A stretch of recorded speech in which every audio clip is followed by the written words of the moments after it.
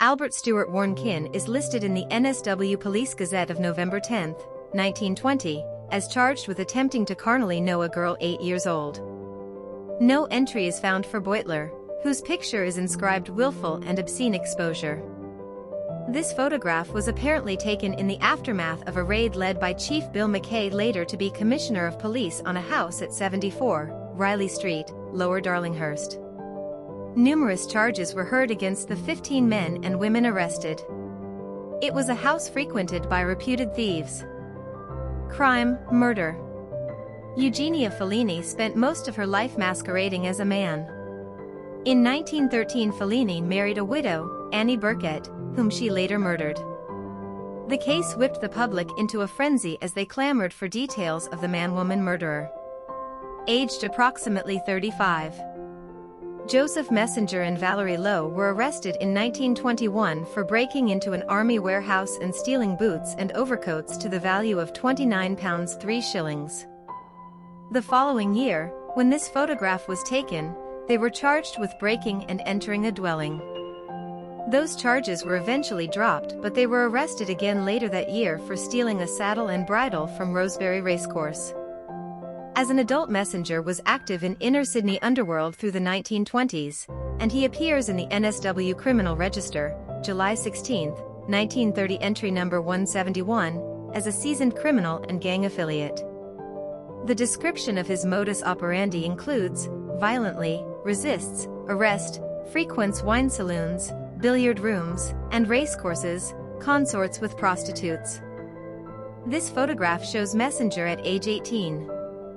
A cropped print of this photograph appears in a police photo book from the 1920s, annotated in pencil magsman, with no further information offered. Harry Williams was sentenced to 12 months of hard labor in March 1929 for breaking, entering and stealing. Murray/Williams' entry in the NSW Criminal Register, April 30, 1930, describes him as a housebreaker and thief, whose MO includes breaking lead-lighted door or windows or forcing the fanlights of dwelling houses during the absence of tenants. He disposes of stolen property to patrons of hotel bars or to persons in the street, professing to be a second-hand dealer. Although he consorts with prostitutes and frequents hotels and wine bars in the vicinity of the Haymarket, he is described as being of quiet disposition. Gilbert Burley on the left is identified as a hotel barber, and Delaney's picture is labeled false pretenses and conspiracy. A companion photograph makes it clear that in fact, Delaney was the hotel barber, meaning one who books into a hotel, boarding house or residential and robs, or snips, fellow patrons, usually in the dead of night. In this instance, Delaney was charged with stealing a cigarette case, a hairbrush, a clock, and a quantity of clothing from a dwelling house. A month later, he was further charged being about to abscond from bail. He is described as a fireman and a returned soldier. Mug shot of William Cahill, July 30, 1923, Central Police Station, Sydney. Details unknown. An entry in the supplement to the NSW Police Gazette, Sydney, for Skeukerman. Alias Skeukerman, alias Cecil Landon, is captioned "obtains goods from warehouseman" by falsely representing that he is in business. Mugshot of Silent Tom Richards and T. Ross, alias Walton, April 12, 1920, presumably Central Police Station, Sydney. George Whitehall, carpenter, handed himself into Newtown Police after hacking to death his common-law wife, Ida Parker, on Thursday afternoon, February 21, 1922, at their home in Pleasant Avenue, Erskineville. This photo was apparently taken the following morning at Newtown Police Station. No entry for Fiore/Permonto is found in the NSW Police Gazette for 1924, although this photo appears in a later photo supplement, in which Fiore is described as a safebreaker. Mugshot of John Walter Ford and Oswald Clive Nash, June 1921.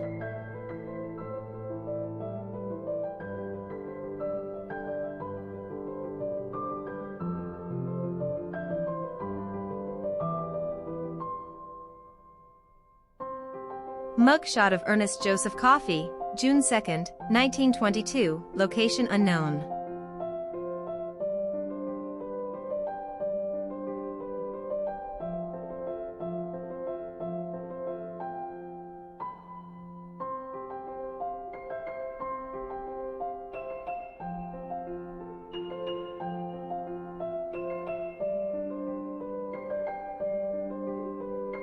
Mugshot of Ernest James Montague, August 29, 1927, Central Police Station, Sydney.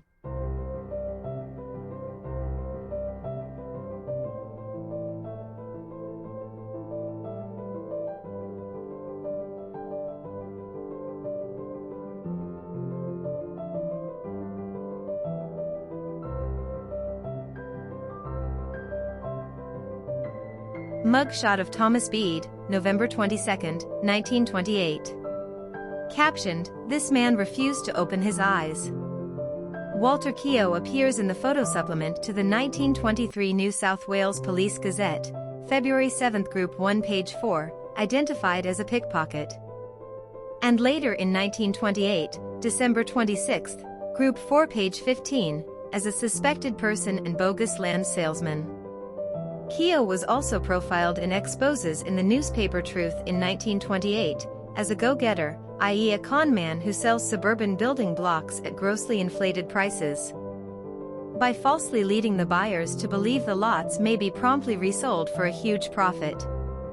Mugshot of Masterman Thomas Scorange, November 29, 1922, Central Police Station, Sydney.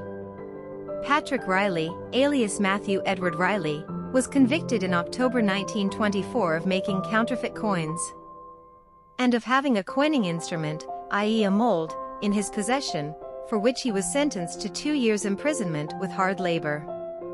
West is mentioned in the NSW criminal register as a pickpocket and spieler.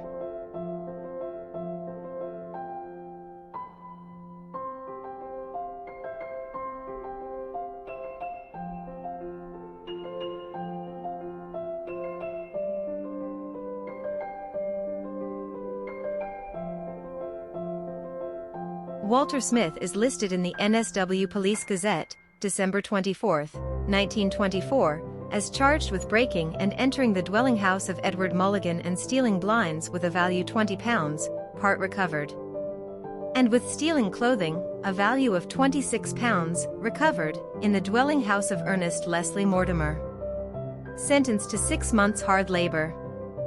A picture of Sidney Grant, alias Pretty Sid, appears in the criminal photographs section of the New South Wales Police Gazette, May 2, 1923, captioned "Confidence Man, Notes for Gold." In his landmark sociological work, The Big Con, first published in 1940, David Moward describes a con trick known as the hot seat.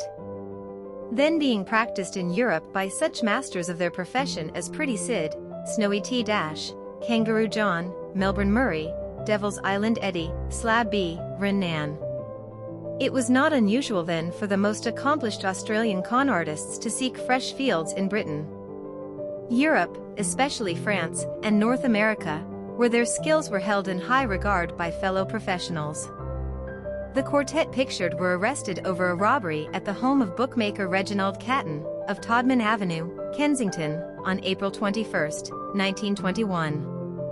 The Crown did not proceed against Thomas O'Brien, but the other 3 were convicted and received sentences of 15 months each. Details surrounding this particular photograph are unknown, but Sidney Kelly was arrested many times and much written about in newspapers during the 1920s, 30s and 40s.